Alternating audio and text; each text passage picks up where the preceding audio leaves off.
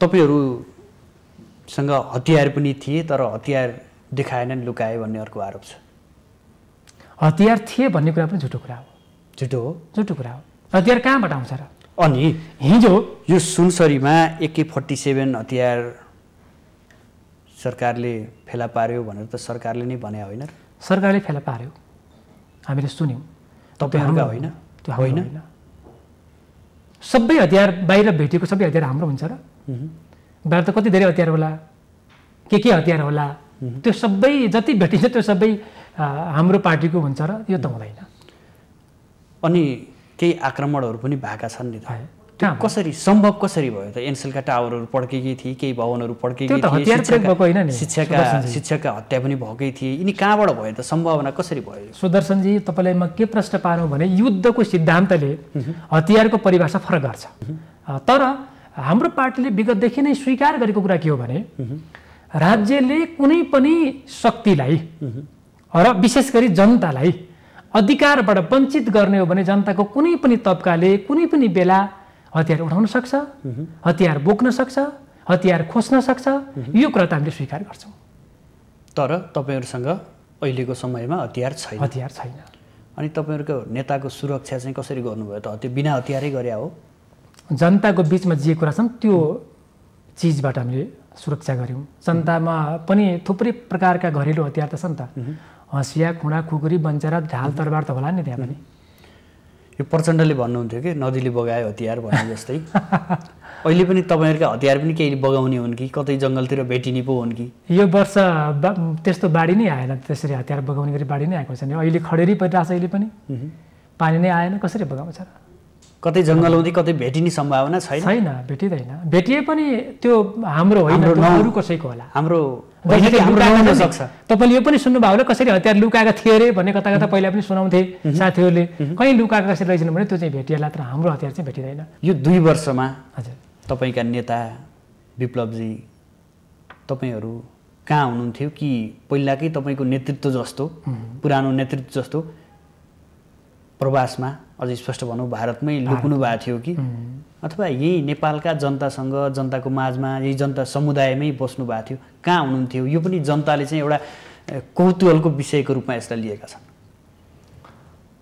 जनयुद्धको बेला एउटा रमाइलो प्रसङ्ग सुन्थ्यौँ हामीले।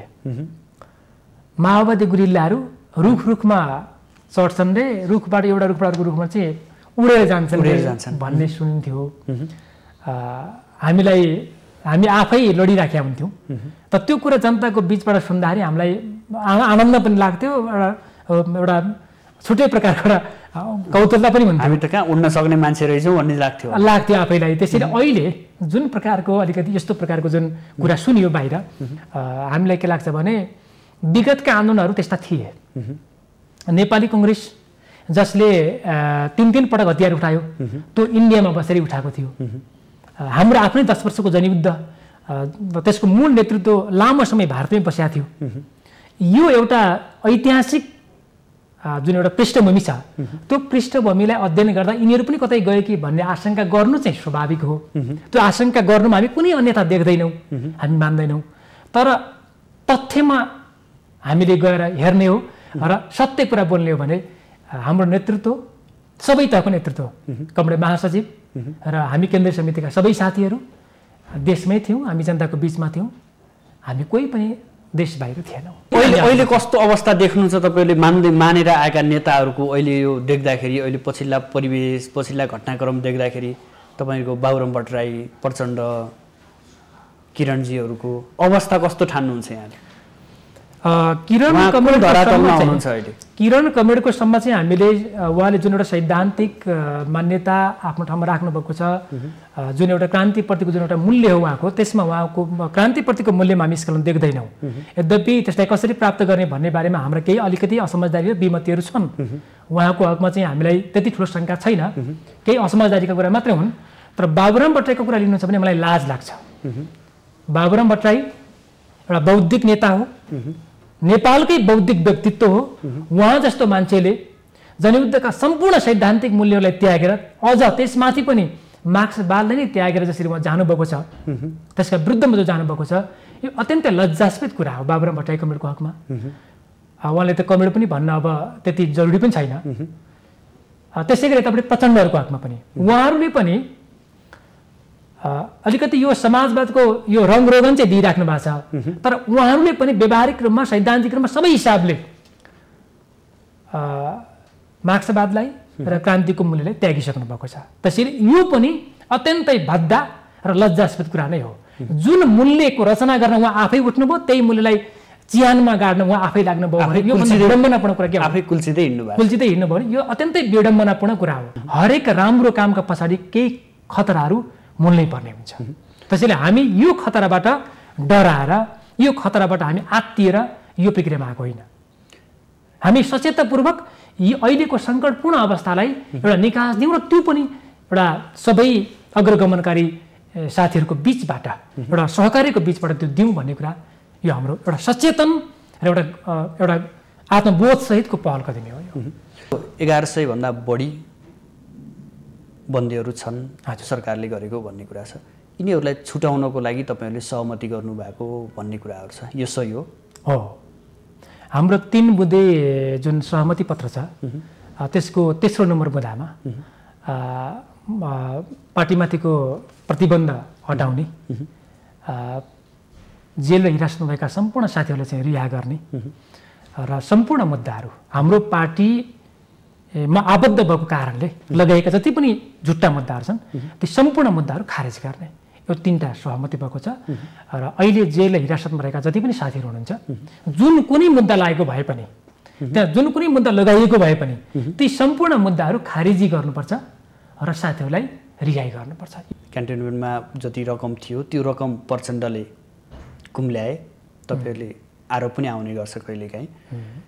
यो भाग पुगेन, भाग नपुगेपछि बाहिर रह्यो, विभिन्न ठेकदारहरूसँग विभिन्न ठाउँबाट पैसा उठाइयो र अब त्यो पैसालाई बहित गराउनको लागि पनि सहमतिमा आयो भनेर चाहिँ केही प्रसङ्गहरू उठ्या छन्।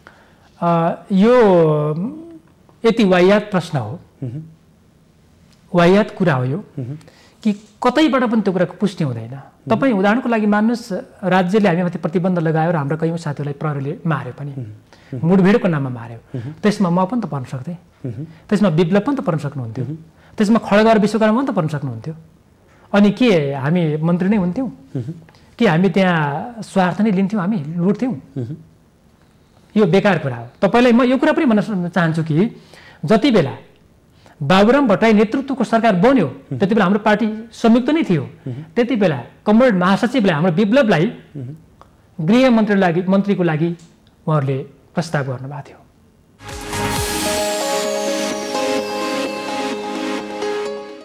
आदरणीय दर्शकबिन नमस्कार। आजको राजनीति विशेष कार्यक्रममा यहाँहरूलाई हार्दिक स्वागत छ। म सुदर्शन आचार्य।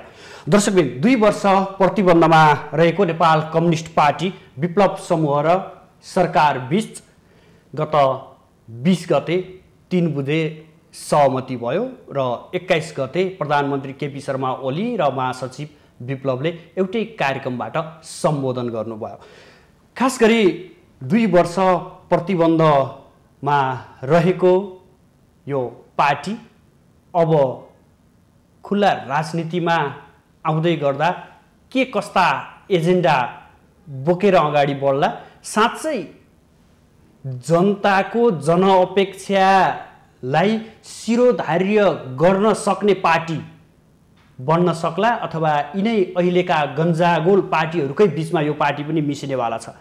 आज हामी मूलधारमा आएर पार्टीको नेतृत्व गर्दै गर्दा उत्पन्न हुन सक्ने परिस्थिति, समसामयिक राजनीतिक घटनाक्रम र यो 2 वर्षमा विप्लव समूहले गरेका विविध गतिविधिहरूको प्रसङ्गका साथ यहाँहरूसँग छलफल गर्नेछौँ।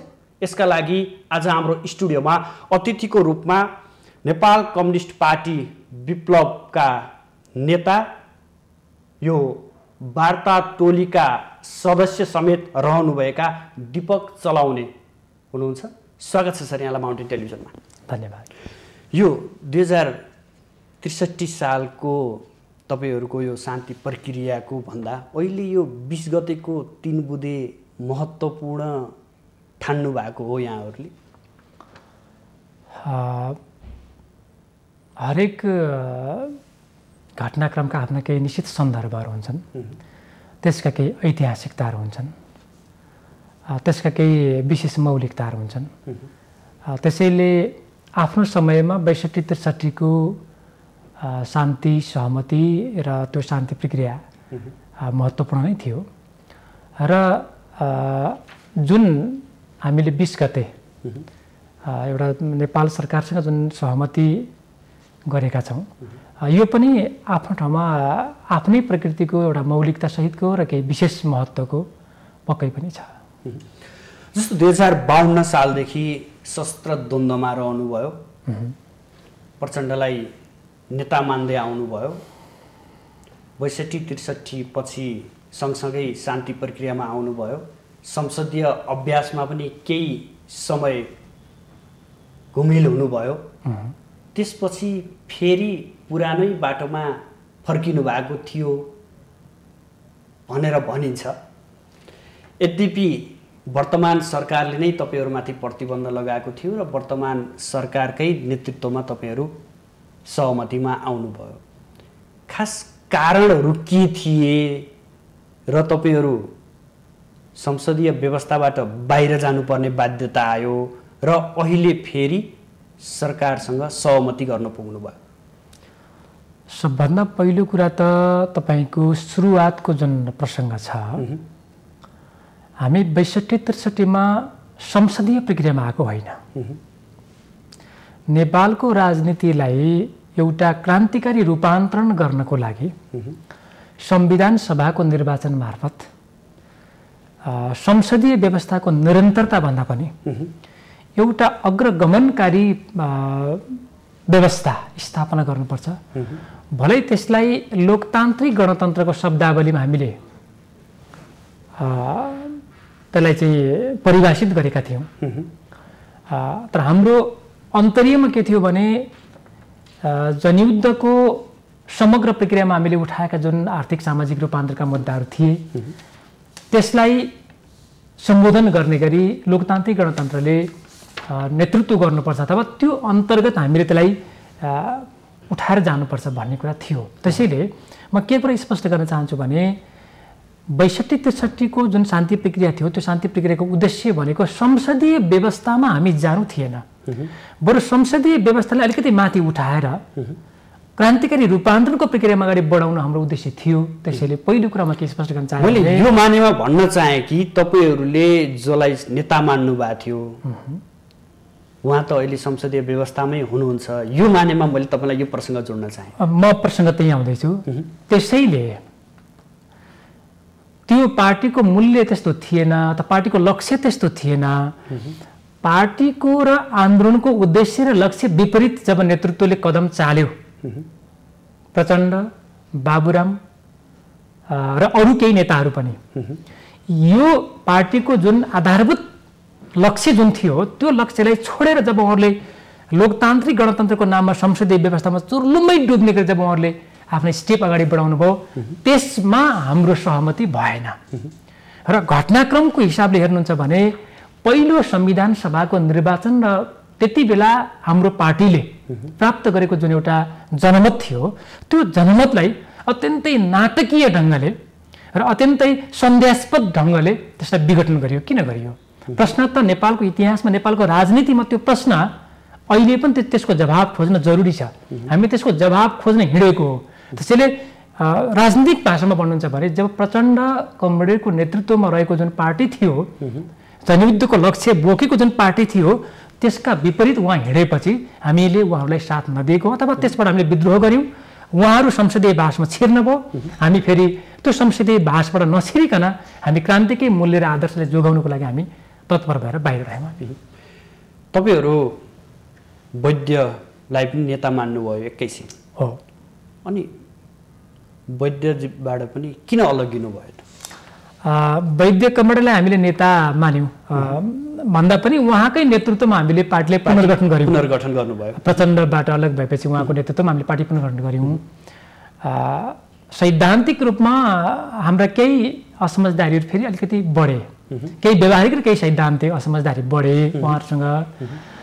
सैद्धान्तिक कुरा के थियो भने हामीले हाम्रो कार्यदिशालाई लोकतान्त्रिक गणतन्त्रमै सीमित गर्ने या त्यसलाई अगाडि बढाउने भन्ने कुरामा चाहिँ हाम्रो कुरा के भयो भने लोकतान्त्रिक गणतन्त्रमै सीमित गर्न हुँदैन।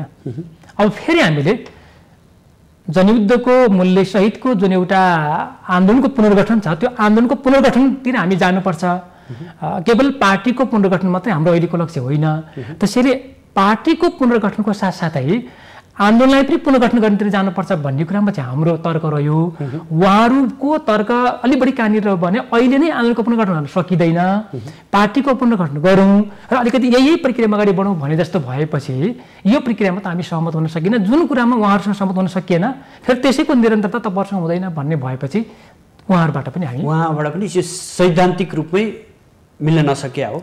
अलिकति हामीले सैद्धान्तिक रूपमा पनि मिल्न सकेनौँ र व्यावहारिक रूपमा पनि उहाँहरूले त्यो कुरामा स्टेप नचालेपछि हामी अलग भयौँ।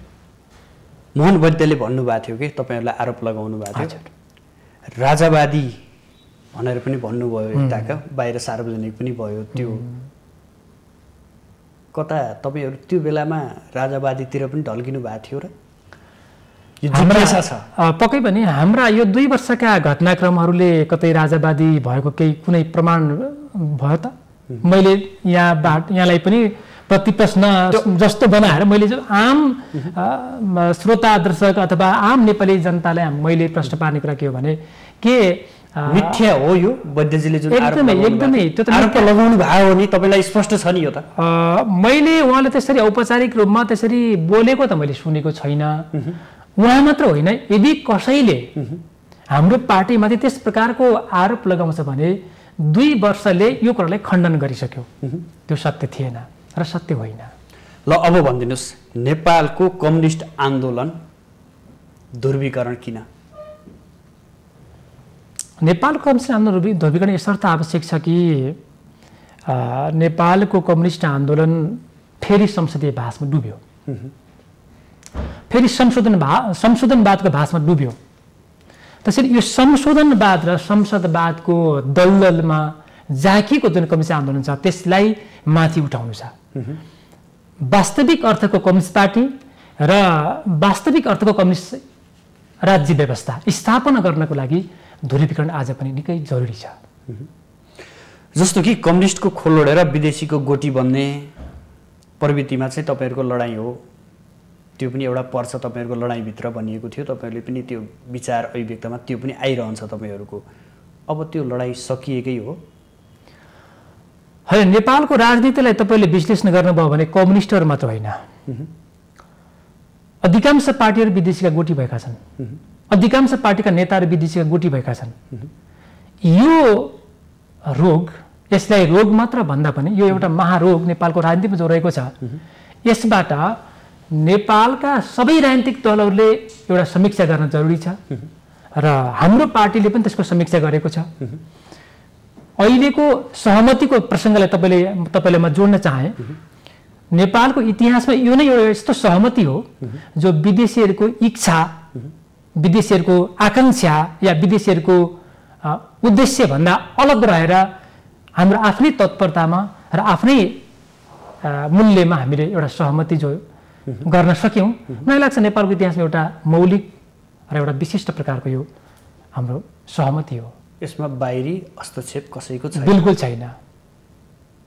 नितान्त रूपमा सरकार र तपाईँहरू बीच भएको हो। यसमा हस्तक्षेप पनि छ भनेर त बाहिर आवाज उठेका थिए। हस्तक्षेप छ भन्ने पावर सेन्टर छ तपाईँहरूलाई मिलाउन भनेर त आवाजहरू त बाहिर आइरहेछन्, टिप्पणीहरू उठिरहेछन्। त्यो कुनै तुक छैन त्यसमा। असत्य हुन्? बिल्कुल असत्य हो त्यो कुरा, पक्कै असत्य हुन्। त्यो त घटनाक्रमले बताउँछ, कुनै पार्टीको एउटा कार्यक्रमले बताउँछ, समग्र त्यसको एउटा प्रक्रियाले बताउँछ। यहाँसम्म आउँदा कोही पनि त्यो कुरालाई पुष्टि गरेको हामी देख्दैनौँ त। यो अस्थिरताको बिचमा तपाईँहरू टुप्लुक्क आइपुग्दाखेरि त्यताबाट आकलन गरियो क्या? टुप्लुक्क चाहिँ होइन, होइन, नेपाल सरकारसँग पनि र अरू पार्टीहरूसँग पनि हाम्रा अनौपचारिक संवादहरू त भइराखेकै थिए नि। सरकारले प्रतिबन्ध लगाएको मात्र न हो, हाम्रा संवादहरू, हाम्रा सहकारीहरू कयौँ पार्टीहरूसँग त भइराखेकै थिए नि। हाम्रो सङ्घर्षकै बिचमा पनि भइरहेका थिए र सरकारसँग पनि अनौपचारिक रूपमा सरकारका कतिपय सरकारमा सहभागी भएका पार्टीका नेताहरूसँग संवाद भइराखेकै थिए। त्यसैको परिणाम त अहिले यो भयो। त्यसैले यो एकाएक भएको कुरा चाहिँ होइन। प्रतिबन्ध लगाउने पनि यही वर्तमान सरकार नै हो। तपाईहरु सहमति पनि वर्तमान सरकारसँगै गर्नुभयो। त्यति बेला के थियो र प्रतिबन्ध लगाउन बाध्य बन्यो सरकार र तपाईहरु कहाँनेर सुध्रिनु भयो र अहिले चाहिँ सहमति गर्न आउनु भयो? हामी सुध्रेको होइन। सरकारको जुन मनोगत निर्णय जुन थियो, जुन गलत निर्णय जुन थियो, सरकारले पुनर्विचार गर्यो। जुन मनोगत थियो, प्रतिबन्ध लगाउनु कुनै हिसाबले पनि त्यो सही थिएन अथवा त्यो आवश्यक थिएन। उहाँहरू अनावश्यक ढङ्गले कताबाट कोले प्रोभोक गर्यो, उहाँहरू प्रोभोक हुनुभयो अथवा उत्तेजित हुनुभयो र त्यो लगाउनु भयो है। त्यति बेला त केपी ओली मात्रै भन्दा पनि त्यति बेलाको संयुक्त डबल नेकपा थियो। त्यसमा प्रचण्डहरू पनि हुनुहुन्थ्यो। त्यसमा चाहिँ केपीहरू मात्रै हुनुहुन्थेन हैन। उहाँहरू दुवै थरीको साथीहरू हुँदाखेरि प्रतिबन्ध लाग्या हो हैन। अहिले त बाहिर तपाईँले हेर्नुभयो भनेपछि केपीजीले चाहिँ अहिले प्रचण्डले यो चाहिँ लगाउनै पर्छ भनेर मैले लगाएको भन्नुहुन्छ। प्रचण्डले मसँग कुनै सहमति नै भएको थिएन, मलाई पनि जानकारी थिएन भनेर भन्नुहुन्छ। त्यसो हुँदा उहाँहरूको बिचमा के कति कुरा भएको थियो त्यो उहाँहरूले जान्ने कुरा हो। तर संयुक्त हुँदा उहाँहरूले प्रतिबन्ध लगाउनु भयो। उहाँहरू दुईटै संयुक्त हुनुहुन्थ्यो। उहाँहरूको दुईटैको निर्णय हो त्यो। हामीलाई त्यस्तो लाग्छ, दुईटैको त समझदारी हो भन्ने लाग्छ हामीलाई हैन। त्यसो हुँदाखेरि जे जस्तो भएपछि पनि त्यो निर्णय सरकारले जे गर्यो त्यो गलत थियो। त्यो गलत निर्णयबाट जब सरकार त्यो गलत थियो भन्ने कुराको जब महसुस गर्यो, प्रतिबन्ध फुकाउन पनि उ तयार भयो। मौका छोपेको पनि भनिन्छ कि यहाँ प्रचण्ड जब अलि बाहिर निस्किनु भयो ट्र्याकबाट बाहिर, यो बेलामा ट्याक्क तपाईहरुले चाहिँ मौका छोप्नु भयो ओलीजीसँग भनेर पनि अर्को टिप्पणी अथवा अर्को तपाईहरुलाई चाहिँ प्रसङ्ग पनि आउँछ यहाँनिर। संयोग मिल्यो, संयोग मात्रै हो यो, संयोग मिल्यो। हामी एउटा प्रक्रियामा जाँदै थियौँ। किनकि तपाईलाई यो पनि जानकारी गराउँ कि योभन्दा अगाडि पनि वार्ताका केही पहल कदमीहरू भएका थिए। त्यति बेला केही कुराहरूले नमिलेपछि फेरि हामी ब्याक भएका थियौँ अथवा दुवै तर्फको अलिकति त्यो समझदारी नमिलेपछि हामी ब्याक भएका थियौँ। त्यसैले गर्दै आउँदाको एउटा निरन्तरतामा चाहिँ यो व्यक्त भएको छ अहिले। तर अलि सुरुदेखि नै मतलब योभन्दा अगाडिदेखि नै यसको बारेमा छलफल भइराखेकै थियो। जसरी प्रधानमन्त्रीले भन्नुभएको थियो त्यो सार्वजनिक कार्यक्रममा संयुक्त कार्यक्रममा बोल्दै गर्दा हामी त 2 वर्ष अगाडिदेखि नै निरन्तर वार्तामा थियौँ, छलफल भइरहेको थियो भन्नुभएको थियो। यो 3 बुँदे सहमतिमा तपाईहरु पुग्नुभयो, योभन्दा कति अगाडिदेखि तपाईहरुको यो क्रियाकलाप अथवा चाहिँ कसरत भइरहेको थियो र तपाईहरुले ट्याक्क 3 बुँदामा चाहिँ सहमति गर्न पुग्नुभयो? अनि यस्तो हुन्छ, यो कुनै पनि वस्तुको विकासको क्रममा त्यसको युनिटी र स्ट्रगल अथवा एकता र सङ्घर्ष सँगसँगै भइरहेको हुन्छ। स्ट्रगलकै बिचबाट युनिटी हुन्छ, युनिटीकै बिचमा फेरि स्ट्रगल पनि भइरहेको हुन्छ। त्यसैले सरकार र हाम्रो बिचमा सङ्घर्ष र संवाद भइरहेकै थियो। सङ्घर्ष पनि भइरहेको थियो, संवाद पनि भइरहेको थियो। कतिपय बेला संवादले प्रमुख स्थान लियो, कतिपय बेला सङ्घर्षले प्रमुख स्थान लियो। अघिल्ला 2 वर्ष अगाडिका कुराहरू मतलब समयमा चाहिँ अलि सङ्घर्षले प्रमुख स्थान लियो। अहिले चाहिँ पछिल्लो चरणमा चाहिँ संवादले प्रमुख स्थान लियो। त्यसो हुँदा अहिले हामी संवाद र सहमतिमा आयौँ। तर अगाडि संवाद छँदै थिएन भन्ने कुरा चाहिँ होइन, संवाद भइरहेको थियो। तर त्यो एउटा रिजल्टमा चाहिँ आएन, रिजल्टमा अहिले। उसो भए भनिदिनुहोस्, केपी शर्मा ओलीसँग रणनीतिक सहकार्य हुन सक्छ कि सक्दैन अब तपाईहरुको, अथवा हुन्छ कि हुँदैन? रणनीतिक सहकार्य अहिले हाम्रो कुनै निश्चित पार्टीसँग अहिले हुँदैन। बरु रणनीतिक संयुक्त मोर्चा बनाएर जुन हामी 4 दलीय जुन एउटा हाम्रो संयुक्त मोर्चा बनेको छ, जस्तो कि मोहन वैद्य किरण कमलको नेतृत्वमा रहेको पार्टी, कमल आहुतिको नेतृत्वमा रहेको पार्टी, कमल ऋषि कटेलको नेतृत्वमा रहेको पार्टी र हाम्रो पार्टीको बिचमा एउटा रणनीतिक संयुक्त मोर्चा बनेको छ। त्यो हामी 4 पार्टीको बिचमा भएको जुन एउटा संयुक्त मोर्चा छ त्यसको चाहिँ हामी अलि परेसम्म लिएर जाने भन्ने हाम्रो सोचाइ छ। तर अहिले त्योभन्दा बाहेकका पार्टीहरूसँग हामीले अलि रणनीतिक प्रकारको सहकार्य गर्ने भन्ने हामीले सोचेका छैनौँ। भनेको तत्कालै संसदीय प्रणालीमा आउने छाँटकाँट तपाईहरुको छैन? हामी आउँदैनौँ त्यसमा चाहिँ। यो व्यवस्थामा तपाईहरु नआउने? यो व्यवस्थामा हामी आएकै होइन नि। हामी शान्ति एउटा प्रक्रियामा अथवा शान्तिपूर्ण ढङ्गले हामी अहिले केही हाम्रा गतिविधिहरूलाई अगाडि बढाउँछौँ भन्ने कुराको सहमति चाहिँ हो। तर यो संसदीय व्यवस्थालाई हामीले मान्छौँ, यो संविधानलाई मान्छौँ भनेर हामी आएको होइन। संविधानप्रति पनि हाम्रा केही असमझदारीहरू छन् सैद्धान्तिक रूपमा, व्यवस्थाप्रति पनि हाम्रा गम्भीर प्रकारका असमझदारीहरू छन्। त्यो असमझदारी भएरै त हामीले दोस्रो संविधान सभाको निर्वाचनमा पनि हामीले संविधानै मान्दैनौँ हामी भन्न पाइन्छ र भने के? पाइन्छ नि, किन नपाउनु? यो संविधानलाई मान्दैन भन्न कसैले पाउँदैन भनेपछि त्यो कस्तो प्रकारको त्यो परिपाटी हो? त्यो शासन पद्धति हो? त्यो चाहिँ संविधान मान्नुपर्छ, कानुन मान्नुपर्छ, देशभित्र नागरिक कानुन मान्नुपर्छ। तर संविधान मान्न पाइन्न भन्न पाइन्छ? तपाईँले कानुनलाई पालना गर्नु हरेक नागरिकको दायित्व हुन्छ। अथवा हामी जब शान्ति प्रक्रियामा हामी आयौँ अथवा शान्तिपूर्ण ढङ्गले हामी अगाडि बढ्यौँ, कानुनको पालना चाहिँ गर्नु हाम्रो पनि कर्तव्य हुन्छ। तर संविधान प्रति असहमति राख्नु त हाम्रो आफ्नो राइटको कुरा पनि हो। अर्को कुरा नि, अब तपाईँहरू सहमतिमा आउनु भएको छ, यहाँ कुरा के चलाएको छ भने होइन त्यहाँ त पार्टी ओलीसँगै पनि मिल्ने रे, उस्तै परे मन्त्रीको भागभण्डामा पनि पुग्ने रे, यस्ता यस्ता हल्लाहरू आइरहेछन्। यी कहाँबाट आउँछन् अथवा भित्र प्रसङ्गहरू चल्या हुन्? अहिले कुनै कविले भनेको थियो अरे नेपाल चाहिँ हल्लै हल्लाको देश हो भनेर। अलि हल्ला बढी चल्ने गर्छ यहाँ, किनकि हल्लाबाट नेपाली जनता धेरै आजित र त्रसित पनि छ। त्यसैले यो हल्ला अलि सुन्न पनि मान्छे बाध्य हुन्छन्। यो हल्ला मात्रै हो, सत्य कुरा केही पनि होइन। अर्को कुरा, तपाईँका नेता विप्लवजीले चाहिँ यो जनमत भन्ने शब्द प्रसङ्ग उठाउनु भएको छ। यो जनमत के विषयमा जनमत गर्ने भने हो अथवा प्रसङ्ग कसरी उठाउन खोजे हो, एजेन्डा के हो? अहिले हामी जुन 3 बुँदे सहमतिमा जुन हस्ताक्षर गरेका छौँ त्यसको मूल कुरा भनेको यही हो जुन तपाईँले उठाउनु भएको छ।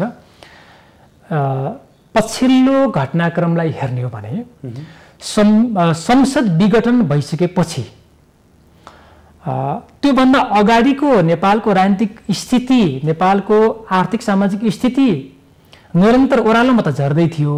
नेपाली जनताले दुःख पाउने कुरा 62-63 को एउटा प्रक्रियाभन्दा यता नेपाली जनताले केही समृद्धिका, केही सुखका दिन बिताउन पाउँछ होला भन्ने जुन अपेक्षा गरेको थियो त्यो हुन सकेन। त्यो निरन्तर ओह्रालोतिर झर्दै गइरहेको थियो। संसद विघटनसम्म आइपुग्दाखेरि के कुरा पुष्टि भयो भने अहिलेको संसदीय प्रणालीबाट नेपाली जनताको भविष्य सुनिश्चित छैन। नेपाली जनताका अधिकारहरूको रक्षा गर्न यी दलहरूले र यो व्यवस्थाले सक्दैन भन्ने कुरा सफेद ढङ्गले पुष्टि भएको छ। यो घटनाक्रम भइराखेको बेला हाम्रो पार्टीले लिएको निर्णय के हो भने यस्तो स्थितिमा संसदको पुनर्स्थापना पनि कुनै विकल्प होइन, मध्यावधि निर्वाचन पनि कुनै विकल्प होइन। यो दुईटै कुराबाट माथि उठेर जनताले एउटा व्यक्तिलाई निर्वाचित गर्ने, एउटा निश्चित पार्टीहरूलाई निर्वाचित गर्ने यो परम्पराबाट अलि माथि उठेर एउटा व्यवस्थाको बारेमा किन छलफल नगर्ने, व्यवस्थाको निर्वाचन किन नगर्ने? पुँजीवादी व्यवस्था या वैज्ञानिक समाजवादी व्यवस्था, त्यो किन छलफल नगर्ने, त्यो बहस किन नगर्ने, अथवा त्यो निर्वाचनमा किन नजाने, त्यो जनमतमा किन नजाने त भन्ने कुराको हाम्रो प्रसङ्ग हो। यो तपाईँहरूले जुन विचारहरू राख्नु भएको छ, जुन कुरा उठाउनु भएको छ, यसमा अन्य दलहरू, स्वयं कम्युनिस्टहरू तयार होला? नेपालका कम्युनिस्टहरू तयार त हिजो लोकतान्त्रिक गणतन्त्रमा पनि थिएनन्। तपाईँ अहिले जो लोकतान्त्रिक गणतन्त्र जो तपाईँ हामीले भोगिरहेका छौँ, तपाईँ हामीले जो त्यो शासन प्रणाली अन्तर्गत हामी रहेका छौँ, यो लोकतान्त्रिक गणतन्त्र कसले मानेको थियो? तपाईँ आफै पनि भन्नुहोस्। के कङ्ग्रेसले मानेको थियो पहिला? थिएन नि त। के एमाले मानेको थियो? त्यो कुरा थिएन नि त। त्यो त एउटा सङ्घर्षको बिचबाट होइन, एउटा संवाद र सहकारीको बिचबाट यो पैदा भएको हो नि त। त यो पनि अहिले भर्खर उहाँहरूले मानिहाल्नुहुन्छ भन्ने त होइन। तर हाम्रो विश्वास के छ भने मान्नुपर्छ। नमान्ने हो भनेपछि नेपालको राजनीति यो सङ्कटको भुमरीबाट सङ्कटभित्रै छिर्ने हो, त्यसबाट मुक्त चाहिँ हुँदैन। यसको लागि त सङ्गठन विस्तार गर्नुपर्ने होला, जनतालाई अझै चेत भर्नुपर्ने होला, यसको लागि लाग्नै पर्ने होला। अब तपाईँहरूको यो सङ्गठन कसरी अगाडि बढाउँदै हुनुहुन्छ र देशव्यापी रूपमा कसरी जान्छ?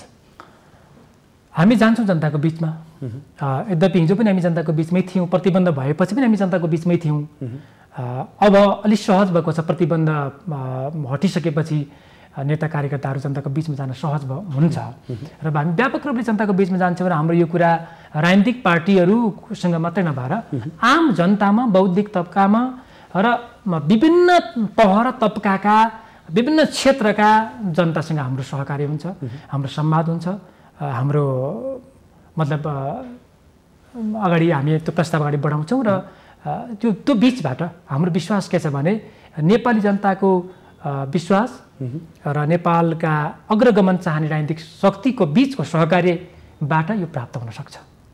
ठ्याक्कै भनिदिनुहोस् न, यो एजेन्डा लिएर हामी जनतासँग जान्छौँ, जनतासँग हामी सङ्गठन विस्तार गर्छौँ, हामी देशभर नै जान्छौँ भन्ने के छन् एजेन्डाहरू? एजेन्डाहरूको कुरा गर्नु छ भने मूलभूत रूपमा वैज्ञानिक समाजवाद हाम्रो एउटा आधारभूत प्रस्तावना भयो। यो वैज्ञानिक समाजवाद भनेको के हो?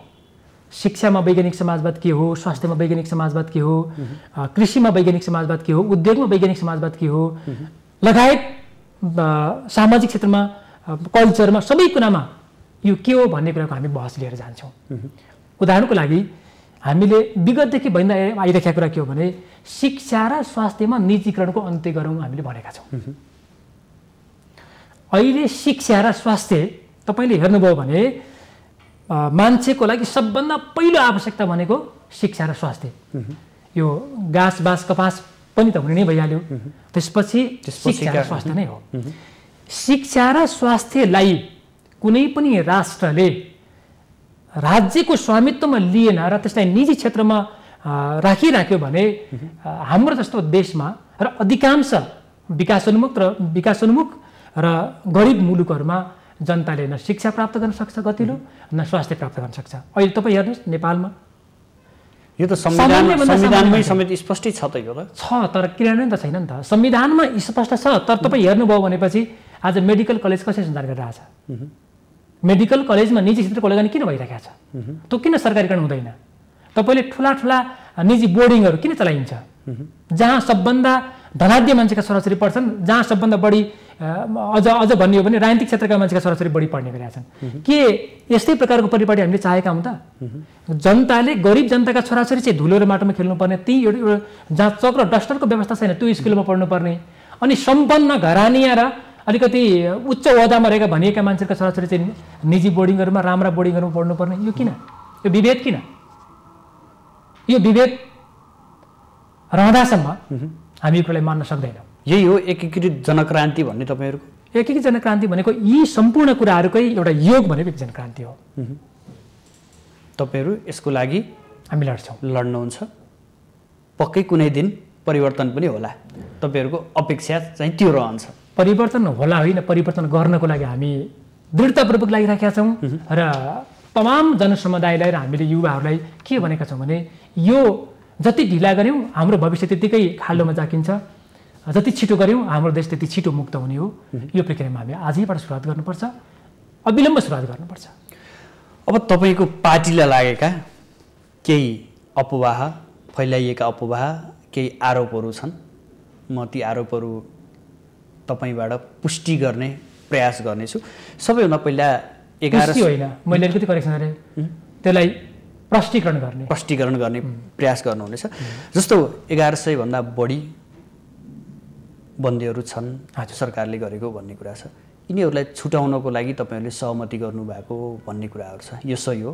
हो, हाम्रो 3 बुँदे जुन सहमति पत्र छ त्यसको तेस्रो नम्बर बुँदामा पार्टीमाथिको प्रतिबन्ध हटाउने, जेल र हिरासतमा भएका सम्पूर्ण साथीहरूलाई चाहिँ रिहा गर्ने र सम्पूर्ण मुद्दाहरू हाम्रो पार्टीमा आबद्ध भएको कारणले लगाएका जति पनि झुट्टा मुद्दाहरू छन् ती सम्पूर्ण मुद्दाहरू खारेज गर्ने, यो 3टा सहमति भएको छ। र अहिले जेल र हिरासतमा रहेका जति पनि साथीहरू हुनुहुन्छ, जुन कुनै मुद्दा लागेको भए पनि, त्यहाँ जुन कुनै मुद्दा लगाइएको भए पनि ती सम्पूर्ण मुद्दाहरू खारिजी गर्नुपर्छ र साथीहरूलाई रिहाई गर्नुपर्छ। यो हाम्रो बकाइदा सहमति पत्रमा उल्लेख छ। त्यो त कता कता आफ्ना सङ्गठनभित्रका कार्यकर्ताहरू, नेता कार्यकर्ताहरू सकिन लागे, अब अन्तत सहमति नगरी विकल्प छैन भन्ने यो मानेमा पनि यसलाई लिइन्छ नि? यो तर्कसङ्गत कुरा होइन। हामीले त अहिलेको सङ्कटपूर्ण राजनीतिलाई अग्रगमनतिर निकास दिनको लागि चाहिँ यो प्रयास गरेको हो। बलिदानदेखि डराउने कोही शक्ति र कोही पार्टीले अग्रगमन र क्रान्तिको नेतृत्व कहिले पनि गर्न सक्दैन। तपाईँ खतरासँग डराउनु भयो भने तपाईँ कुनै पनि राम्रो काम गर्न सक्नुहुन्न। हरेक राम्रो कामका पछाडि केही खतराहरू मोल्नै पर्ने हुन्छ। त्यसैले हामी यो खतराबाट डराएर, यो खतराबाट हामी आत्तिएर यो प्रक्रियामा आएको होइन। हामी सचेततापूर्वक यी अहिलेको सङ्कटपूर्ण अवस्थालाई एउटा निकास दिउँ र त्यो पनि एउटा सबै अग्रगमनकारी साथीहरूको बिचबाट, एउटा सहकारीको बिचबाट त्यो दिउँ भन्ने कुरा यो हाम्रो एउटा सचेतन र एउटा आत्मबोधसहितको पहल कदमी हो। अर्को कुरा नि जस्तो क्यान्टोनमेन्टको तत्कालीन क्यान्टोनमेन्टमा जति रकम थियो त्यो रकम प्रचण्डले कुम्ल्याए। तपाईँहरूले आरोप पनि आउने गर्छ कहिलेकाहीँ। यो भाग पुगेन, भाग नपुगेपछि बाहिर रह्यो, विभिन्न ठेकदारहरूसँग विभिन्न ठाउँबाट पैसा उठाइयो र अब त्यो पैसालाई वहित गराउनको लागि पनि सहमतिमा आयो भनेर चाहिँ केही प्रसङ्गहरू उठ्या छन्। यो यति वाहियात प्रश्न हो, वाहियात कुरा हो यो, कि कतैबाट पनि त्यो कुराको पुष्टि हुँदैन। तपाईँ उदाहरणको लागि मान्नुहोस्, राज्यले हामीमाथि प्रतिबन्ध लगायो र हाम्रा कयौँ साथीहरूलाई प्रहरीले मार्यो पनि, मुठभेडको नाममा मार्यो। त्यसमा म पनि त पर्न सक्थेँ, त्यसमा विप्लव पनि त पर्न सक्नुहुन्थ्यो, त्यसमा खड्गबहादुर विश्वकर्मा पनि त पर्न सक्नुहुन्थ्यो। अनि के हामी मन्त्री नै हुन्थ्यौँ? के हामी त्यहाँ स्वार्थ नै लिन्थ्यौँ? हामी लुट्थ्यौँ? यो बेकार कुरा हो। तपाईँलाई म यो कुरा पनि भन्न चाहन्छु कि जति बेला बाबुराम भट्टराई नेतृत्वको सरकार बन्यो त्यति बेला हाम्रो पार्टी संयुक्त नै थियो। त्यति बेला कमरेड महासचिवले हाम्रो विप्लवलाई गृह मन्त्रीको लागि उहाँहरूले प्रस्ताव गर्नुभएको थियो। गृह मन्त्रीको लागि प्रस्ताव गर्नुभएको थियो र बाबुराम भट्टराई कमरेडसँग केही समझदारी जुन भएको थियो त्यो समझदारीमा उहाँले बदमासी नगरेको भएपछि सम्भवतः उहाँ बन्नु पनि हुन्थ्यो। तर सम्भावना त्यतिखेर थियो। जुन समझदारी उहाँसँग हामीले गऱ्यौँ, जुन उद्देश्यका साथ बाबुराम भट्टराई कमरेडले हामीले प्रधानमन्त्री बनायौँ, पार्टी भित्रैबाट कमरेड प्रचण्डलाई अल्पमतमा पारेर त्यो बनाइयो, त्यो सहमति उहाँले कार्यान्वयन नगरेपछि हामी त्यति बेलै त्यो मन्त्रीमण्डलमा हामी नजाने कुराको घोषणा गऱ्यौँ। तपाईँलाई थाहा छ, जयपुरी घरती लगायतका केही कमरेडहरूले उति बेला मन्त्रीको लागि उहाँहरूको शपथ ग्रहण समेत उहाँहरूले छोडेर निस्किनु भयो। त्यति बेला उहाँहरू हाम्रो पार्टीमा, एउटै पार्टीमा थियौँ हामी। त्यो मन्त्रीमण्डलबाट जयपुरी घरती लगायतका केही साथीहरू शपथ ग्रहण नगरिकन उहाँहरू निस्किनु भएको थियो। मलाई लाग्छ अर्को साथी भनेको महेन्द्र पासवान पनि हुन्। भने हामी त मन्त्री पदलाई छोडेर त्यागेर हामी हिँडेको हो। यति त्याग गर्ने मान्छेलाई यस्ता किसिमका आरोप आउँदा पनि रहेछन्। अर्को कुरा, तपाईँहरूसँग हतियार पनि थिए तर हतियार देखाएनन्, लुकाए भन्ने अर्को आरोप छ। हतियार थिए भन्ने कुरा पनि झुटो कुरा हो। झुटो कुरा हो। हतियार कहाँबाट आउँछ र? अनि हिजो यो सुनसरीमा AK-47 हतियार सरकारले फेला पार्यो भनेर त सरकारले नै भने होइन र? सरकारले फेला पार्यो, हामीले सुन्यौँ। तपाईँहरूका होइन? त्यो होइन। सबै हतियार बाहिर भेटिएको सबै हतियार हाम्रो हुन्छ र? बाहिर त कति धेरै हतियार होला, के हतियार होला, त्यो सबै जति भेटिन्छ त्यो सबै हाम्रो पार्टीको हुन्छ र? यो त हुँदैन। अनि केही आक्रमणहरू पनि भएका छन् नि त, कसरी सम्भव कसरी भयो त? एनसेलका टावरहरू पड्केकै थिए, केही भवनहरू पड्केकै थिए, शिक्षकका हत्या पनि भएकै थिए। यिनी कहाँबाट भयो त? सम्भावना कसरी भयो? सुदर्शनजी, तपाईँलाई म के प्रश्न पारौँ भने युद्धको सिद्धान्तले हतियारको परिभाषा फरक गर्छ। हाम्रो पार्टीले युद्धको घोषणा गरे पनि छैन र सरकारबाट थोपरिएको प्रतिबन्धको नाममा थोपरिएको युद्धलाई हामीले स्वीकार पनि गरेका थिएनौँ। न हामीले राज्यका कुनै निकायबाट हामीले हतियार खोसेका थियौँ। अनि कसरी हतियार प्राप्त हुन्छ? त्यसैले हतियारको कुरा के हो भने यो अलिकति बढी अहिले जुन एउटा सहमति भएको छ, यो सहमतिलाई अलिकति बिगार्नको लागि यो अलिक बढी उठाइएको प्रश्न जस्तो लाग्छ हामीलाई। मूलभूत रूपमा एउटा राजनीतिक सहमति भइसकेपछि यी यस्ता कुराहरू हाम्रो लागि माइनर कुरा हुन्। त्यसैले यो विषयमा अनावश्यक ढङ्गले टिप्पणी गर्नु जरुरी छैन। तर हाम्रो पार्टीले विगतदेखि नै स्वीकार गरेको कुरा के हो भने राज्यले कुनै पनि शक्तिलाई र विशेष गरी जनतालाई अधिकारबाट वञ्चित गर्ने हो भने जनताको कुनै पनि तबकाले कुनै पनि बेला हतियार उठाउन सक्छ, हतियार बोक्न सक्छ, हतियार खोज्न सक्छ। यो कुरा त हामीले स्वीकार गर्छौँ। तर तपाईँहरूसँग अहिलेको समयमा हतियार छैन। अनि तपाईँहरूको नेताको सुरक्षा चाहिँ कसरी गर्नुभयो त? त्यो बिना हतियारै गरे हो? जनताको बिचमा जे कुरा छन् त्यो चिजबाट हामीले सुरक्षा गऱ्यौँ। जनतामा पनि थुप्रै प्रकारका घरेलु हतियार त छन् त, हँसिया, खुँडा, खुकुरी, बन्चरा, ढाल, तरबार त होला नि त्यहाँ पनि। यो प्रचण्डले भन्नुहुन्थ्यो कि नदीले बगायो हतियार भन्ने जस्तै अहिले पनि तपाईँहरूका हतियार पनि केही बगाउने हुन् कि कतै जङ्गलतिर भेटिने पो हुन् कि? यो वर्ष त्यस्तो बाढी नै आएन, त्यसरी हतियार बगाउने गरी बाढी नै आएको छैन। अहिले खडेरी परिरहेको छ, अहिले पनि पानी नै आएन, कसरी बगाउँछ र? कतै जङ्गल हुँदै कतै भेटिने सम्भावना छैन? छैन, भेटिँदैन। भेटिए पनि त्यो हाम्रो होइन, अरू कसैको होला। हाम्रो तपाईँले यो पनि सुन्नुभयो होला, कसरी हतियार लुकाएका थिए अरे भन्ने कता कता पहिला पनि सुनाउँथे साथीहरूले। कहीँ लुकाएका कसरी रहेछन् भने त्यो चाहिँ भेटिएला, तर हाम्रो हतियार चाहिँ भेटिँदैन। किनकि छैन, नभएको हतियार त भेटिन्न नि। भएको कुरा पो भेटिन्छ त। सुदर्शनजी र म यहाँनिर छौँ, हामी भेटिन्छौँ। अहिले भगवान् श्रीकृष्ण त भेटिनुहुन्न, नभएको कुरा किन भेटिन्छ र? भेटिँदैन। अनि ती टावरहरू कसरी पड्के? होइन, त्यो एउटा जस्तो कि त्यस्ता केही घरेलु प्रविधिहरू हुन्छन्, जसलाई अब पड्काउन सकिन्छ। जस्तो कि अहिलेको आधुनिक तपाईँले साइन्सलाई हेर्नुभयो भने, तपाईँ पड्काउन चाहनुभयो भने यस्ता सानातिना कुराहरू पड्काउन सकिन्छ। ती सामान्य घरेलु एउटा प्रविधिका कुरा हुन्थ्यो नि, त्यो हतियार होइन, त्यो सामान्य एउटा घरेलु प्रविधि हो। त्यही प्रविधिको आधारबाट केही घटनाक्रमहरू भए, त्यो हतियार चाहिँ होइन। जनता ढुक्क भयो हुन्छ उहाँहरूसँग हतियार थिएन, आम नागरिकहरू जसले प्रश्न राख्नु भएको छ, यो जिज्ञासा राख्दै आफ्नो सामाजिक सञ्जालमा विभिन्न किसिमका टिप्पणीहरू गर्नुहुन्छ, उहाँलाई तपाईँले स्पष्ट रूपमा भनिदिनु भयो कि हामीसँग हतियार छैन। होइन, जनता त्रसित हुनुपर्ने कुरा नै के छ र? हामीसँग हतियार भएर त्रसित हुनुपर्ने कुरा नै के छ र? जस्तो कि हामीले अहिले हामीले हेऱ्यौँ भनेपछि हिजो जनमुक्ति सेनासँग हतियार थियो। जति बेला हामी जनयुद्धको दौडानमा थियौँ, हामी 10 वर्षको जुन जनयुद्ध दौडानमा थियौँ, सबभन्दा बढी जनताको सुरक्षा गरेको त्यो हतियारले हो। हामी दाबीका साथ भन्छौँ। साँच्चै क्रान्ति भयो र एउटा क्रान्तिकारी युद्ध अगाडि बढ्यो भनेपछि जनताको सुरक्षा सबभन्दा बढी त्यो हतियारले नै गर्छ। म उदाहरणको लागि भन्छु, अहिले भएका निर्मला पन्तका घटनाक्रमहरू, अहिले भएका भगीरथी भट्टका घटनाक्रमहरू, म दाबीका साथ के भन्छु भने जनयुद्धको क्रममा पूर्व मेचीदेखि पश्चिम महाकालीसम्म ग्रामीण इलाकामा यस्ता प्रकारका सामाजिक अत्याचारका, सामाजिक विभेदका घटनाक्रमहरू भएन। त्यो कसको कारणले भने? त्यो जनयुद्धको ताकत कारणले, जनयुद्धको त्यो बन्दुकको कारणले, त्रासका कारणले होइन। त्यो गलत प्रवृत्तिको लागि त्यो त्रास भयो, त जनताको लागि सबभन्दा बढी भरोसा भयो त्यो। त्यसै यदि क्रान्तिकारी शक्तिसँग हतियारै भएछ भनेपछि पनि त्यो त्रासको कुरा हुँदैन, पहिलो कुरा। दोस्रो कुरा, अहिले हामीसँग त्यो हतियार छैन। एउटा प्रसङ्ग जो प्रचण्डले उठाउनु भएको थियो, उहाँले एउटा अन्तर्वार्ता क्रममा भन्नुभएको थियो, विप्लवले गोली हानेर मलाई मार्न थालेको थियो, म तन्नै केही समयले म जोगिएँ भन्नुभएको थियो।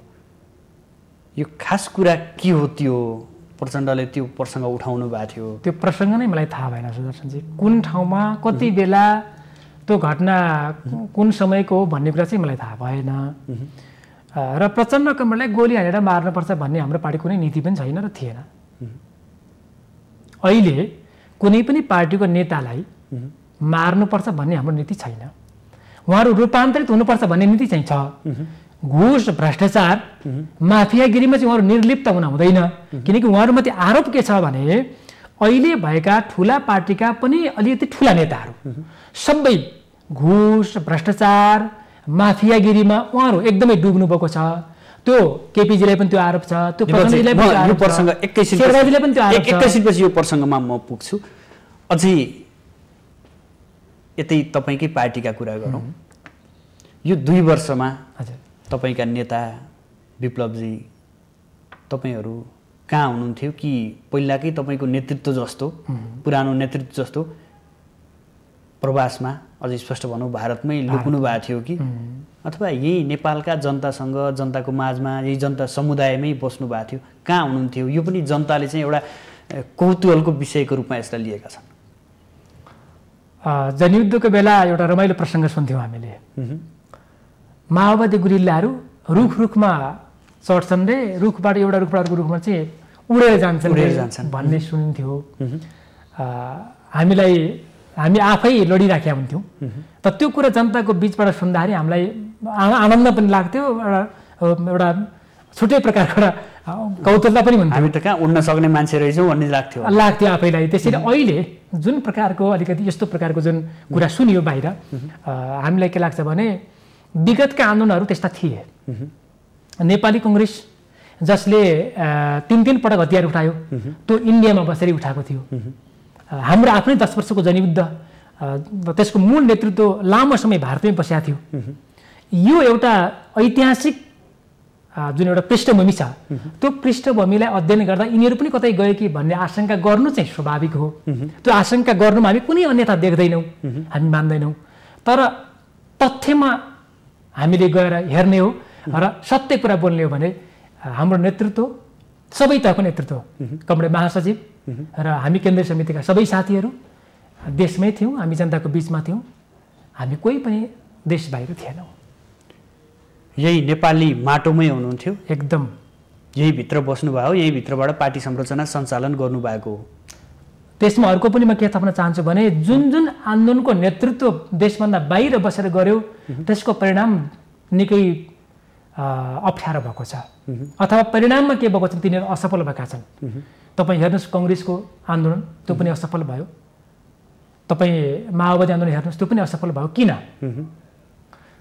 त्यही विदेशमा बसेकै कारणले गर्दाखेरि 12 बुँदे समझदारीमा विदेशी इन्ट्रेस्टहरू त्यहाँभित्र घुसे, जसले गर्दाखेरि जनयुद्धका मूल्यहरूमाथि पुरै नेस्तनाबुद गरियो अथवा मूल्यहरूलाई पराजित गरियो, सिद्ध्याइयो। त्यसैले हाम्रो मान्यता के होइन भने नेतृत्वले विदेशमा बसेर आफ्नो देशको क्रान्तिको नेतृत्व र मुक्ति आन्दोलनको नेतृत्व गर्नुपर्छ भन्ने कुरामै हामीले सोचिरहेका छैनौँ। यो मानेमा 3 बुँदे सहमति नेपाली माटो भित्रैबाट भएको हो, यो मानेमा सफल हुन्छ भन्ने चाहिँ तपाईँहरू हो। मैले सुरुमै पनि भने कि यो नै त्यस्तो एउटा सहमति पत्र हो नेपालको इतिहासमा, जो नेपालको माटोमै उभिएर कुनै विदेशीका इन्ट्रेस्टलाई नबोकेर दुईटा पार्टीको बिचमा भनौँ या दुईटा शक्तिको बिचमा, एउटा सङ्घर्षरत शक्ति एउटा सरकारको बिचमा भएको एउटा मौलिक प्रकारको ऐतिहासिक सहमति भनेको यो नै हो, 3 बुँदे नै हो। अब तपाईँले अघि प्रसङ्ग उठाउन थाल्नु भएको थियो नेताहरूका। तपाईँहरू लामो समयसम्म नेताहरू मान्दै आएको शीर्ष तहका नेताहरू प्रचण्ड, बाबुराम भट्टराई, किरण र विप्लव छिरलिनु भएको छ। कहाँनिर कुरा मिलेन अथवा यो वैचारिकताबाट जसरी तपाईँहरू एक भएर आउनु भएको थियो 62-63 सम्म, त्यसपछि यो विचलन चाहिँ कसरी पैदा भयो र तपाईँहरू यो हालतमा आउनुहुन्छ? सुदर्शनजी, यसमा सैद्धान्तिक कुरा म चाहिँ अहिले गर्न चाहदिनँ, किनकि यो धेरै बुझिने कुरा पनि हुँदैन। म नितान्त व्यवहारिक कुरा गर्छु। त्यो व्यवहारिक कुरा के गर्छु भने हामीले जनयुद्धको क्रममा उठाएका मुद्दाहरू थिए। जमिनको मुद्दा थियो, शिक्षा स्वास्थ्यको मुद्दा थियो, उद्योगको मुद्दा थियो अथवा मजदुरको मुद्दा थियो, किसानको मुद्दा थियो, सुकुम्बासीको मुद्दा थियो, महिलाको मुद्दा थियो। त्यो सबै कुरालाई संविधान सभाको प्रक्रिया मार्फत सम्बोधन गर्नुपर्छ र एउटा क्रान्तिकारी, एउटा प्रगतिशील, एउटा उन्नत, एउटा समृद्धशाली मुलुक निर्माण गर्नुपर्छ भन्ने हाम्रो कुरा थियो। तर त्यसको विपरीत हाम्रो नेतृत्वले जमिनदारको कब्जा भएको जमिन पनि फिर्ता गर्दै हिँड्यो। भूमि सुधार पनि लागू भएन, क्रान्तिकारी भूमि सुधार हामीले भनेका थियौँ। किसानलाई जमिन दिनुपर्छ भन्ने हाम्रो कुरा थियो, त्यो पनि लागू भएन। मजदुरहरूलाई उद्योगको स्वामित्व मजदुरको हातमा पनि हुनुपर्छ भन्ने कुरा थियो हाम्रो, त्यो पनि भएन। शिक्षा र स्वास्थ्यमा निजीकरणको अन्त्य गरिनुपर्छ, सम्पूर्ण बोर्डिङहरूलाई खारेज गर्नुपर्छ, त्यो पनि भएन। सम्पूर्ण निजी कलेजहरू, मेडिकल कलेजहरू त्यसलाई खारेज गर्नुपर्छ, त्यसलाई सबै हटाउनुपर्छ भन्ने थियो, त्यो पनि भएन। त्यसप्रति उहाँहरू लाग्नु नै भएन। महिला, दलित, जनजाति सबैका मनोविज्ञानहरूलाई, मनोभावनाहरूलाई सम्बोधन गर्नुपर्छ, केन्द्रित गर्नुपर्छ भन्ने थियो, त्यो पनि भएन। यी सम्पूर्ण कुराहरू नभएपछि यो संसदीय व्यवस्थामा हामी के मन्त्री खान आएको र सभासद मात्रै हुन आएको र हामी त्यो कुरामा सहमत भएनौँ। त्यसैले यतातिर उहाँहरू डुब्दै जानुभयो, हामी चाहिँ पाखा पाखा लाग्दै गयौँ। उहाँहरू डुब्दै जानुभयो, हामी पाखा पाखा लाग्दै गयौँ। किरण कमरेडसम्म हामी एक ठाउँमा आइपुगे, पाखामै हामी आइपुगेका थियौँ। अहिले पनि म किरण कमरेडलाई के भन्न चाहन्छु भने उहाँहरू त्यो रसतलमा डुब्नु चाहिँ भएको छैन। हामी किरण कमरेड अहिले कस्तो अवस्था देख्नुहुन्छ तपाईँले मानेर आएका नेताहरूको? अहिले यो देख्दाखेरि, अहिले पछिल्ला परिवेश, पछिल्ला घटनाक्रम देख्दाखेरि तपाईँको बाबुराम भट्टराई, प्रचण्ड, किरणजीहरूको अवस्था कस्तो ठान्नुहुन्छ यहाँले? किरण कमरेडको सम्म चाहिँ हामीले उहाँले जुन एउटा सैद्धान्तिक मान्यता आफ्नो ठाउँमा राख्नुभएको छ, जुन एउटा क्रान्तिप्रतिको जुन एउटा मूल्य हो उहाँको, त्यसमा उहाँको क्रान्तिप्रतिको मूल्यमा हामी स्खलन देख्दैनौँ। यद्यपि त्यसलाई कसरी प्राप्त गर्ने भन्ने बारेमा हाम्रा केही अलिकति असमझदारी र विमतिहरू छन्। उहाँको हकमा चाहिँ हामीलाई त्यति ठुलो शङ्का छैन, केही असमझदारीका कुरा मात्रै हुन्। तर बाबुराम भट्टराईको कुरा लिनुहुन्छ भने मलाई लाज लाग्छ। बाबुराम भट्टराई एउटा बौद्धिक नेता हो, नेपालकै बौद्धिक व्यक्तित्व हो। उहाँ जस्तो मान्छेले जनयुद्धका सम्पूर्ण सैद्धान्तिक मूल्यहरूलाई त्यागेर अझ त्यसमाथि पनि मार्क्सवादलाई नै त्यागेर जसरी उहाँ जानुभएको छ, त्यसका विरुद्धमा जो जानुभएको छ, यो अत्यन्तै लज्जास्पद कुरा हो बाबुराम भट्टराई कमरेडको हकमा। उहाँले त कमरेड पनि भन्न अब त्यति जरुरी पनि छैन। त्यसै गरी तपाईँले प्रचण्डहरूको हकमा पनि उहाँहरूले पनि अलिकति यो समाजवादको यो रङरोगन चाहिँ दिइराख्नु भएको छ।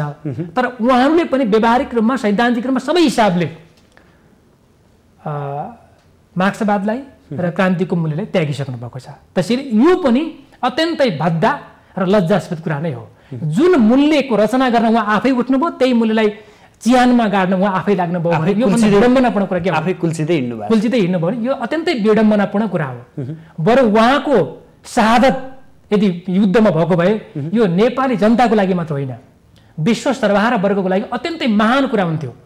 जुन आज गोन्जालो छन्, जेलमा छन्, अहिले पनि तमाम क्रान्तिकारी नेताहरू छन् जो कयौँ युद्धमा मारिए पनि, जस्तो कि चे गुएभारा हामी सम्झिन सक्छौँ। उनी महान छन्, अहिले पनि महान छन्, अहिले पनि बाँचिराखेका छन्। तर कमरेड प्रचण्ड उहाँ भौतिक रूपमा जीवित हुनुहुन्छ, तर उहाँको पल पलमा मृत्यु भइरहेका छ। तर नैतिक रूपमा उहाँ एकदम पतित भइसक्नु भएको छ। त्यसैले यो क्रान्तिको मूल्यको हिसाबले हेर्ने हो भने भयङ्कर ठुलो एउटा स्खलन हो। अब हामी अन्ततिर पनि छौँ। त्यो द्वन्द्वका पीडित परिवार, घाइते परिवार, जसले आफ्नो परिवार गुमाएका परिवारहरू पनि छन्, त्यो बारेमा खासै तपाईँहरूले धेरै चासो राखे जस्तो देखिएन। अझै पनि समय समयमा उहाँहरू सडकमा रुँदै आउनुहुन्छ। त्यतापट्टि तपाईँहरूको चासो नगएकै हो? हामीले सरकारमा सहभागी भएका पार्टीहरूलाई र सरकारलाई हाम्रो ठाउँबाट घाइते शहीद बेपत्ता परिवारहरूलाई उचित सम्बोधन गर्नुहोस् हामीले भनेकै छौँ। यो प्रसङ्गमा कङ्ग्रेस एमालेका साथीहरूसँग पनि हाम्रो नमिलेको कुरा के हो भने जनयुद्धका शहीदहरूलाई शहीदकै रूपमा सम्मान गर्नुहोस् भन्ने थियो हाम्रो। राष्ट्रिय शहीदकै रूपमा हामी सम्मान गरौँ भन्ने हाम्रो एउटा प्रस्ताव थियो, उहाँहरूले मान्नु भएन। द्वन्द्व पीडित भन्ने कुरा ल्याउनु भयो, यो कुरा हामीले मानेनौँ।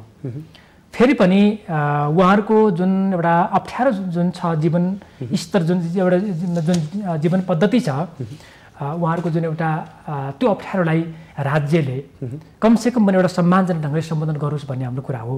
त्यो हामीले भनि पनि राखेका छौँ। राज्यसँग लड्ने कुरा त हामी लडिरहेका छौँ, तर हामी आफैले गर्न सक्ने अवस्थामा छैनौँ सुदर्शनजी, किनकि हामी आफै सङ्घर्षको मैदानमा छौँ, हामी आफै अभावमा छौँ। हामी यति बेला उहाँहरूलाई हामी नैतिक हिसाबले, यति बेला हामी एउटा मनोबलको हिसाबले त उहाँहरूलाई हामी सहयोग गर्न सक्छौँ, तर भौतिक हिसाबले आफ्नो पार्टीले, हाम्रो पार्टीले चाहिँ क्षमता छैन। हामीले झकझकाउने ठाउँमा चाहिँ झकझक्याउँछौँ। र हामी यो पनि विश्वास दिलाउँछौँ कि जब क्रान्ति, जब हामीले भनेको परिवर्तन, हामीले भनेको जब राज्य व्यवस्था स्थापित हुन्छ, हाम्रा लागि सबभन्दा सम्मानित मान्छे उहाँहरू नै हुनुहुन्छ। हस्, कार्यक्रममा आइदिनु भयो, आफ्नो महत्त्वपूर्ण समय र महत्त्वपूर्ण विचार अभिव्यक्त गरिदिनु भयो, यसका लागि यहाँलाई विशेष धन्यवाद। यो अवसर प्रदान गर्नुभएकोमा यहाँलाई पनि धन्यवाद। आदरणीय दर्शकबिन, आज हामी नेपाल कम्युनिस्ट पार्टी विप्लवका नेता, वार्ता टोलीका सदस्य दीपक चलाउनेसँग पछिल्लो यो सहमति र सहमतिका बुदाहरू र अबको राजनीति र उहाँहरूले जनताप्रति देखाउन सक्ने, जनताप्रति गर्न सक्ने, जनतामाझ जानुपर्ने एजेन्डाहरू के हुन सक्छन् र के कसरी अगाडि बढ्दै हुनुहुन्छ भन्ने विषयमा केन्द्रित रहेर बहस सञ्चालन गऱ्यौँ। भोलि पुनः नयाँ विषयवस्तु र नयाँ अतिथिका साथ उपस्थित हुनेछौँ। आजलाई भने बिदा दिनुहोस्। नमस्कार।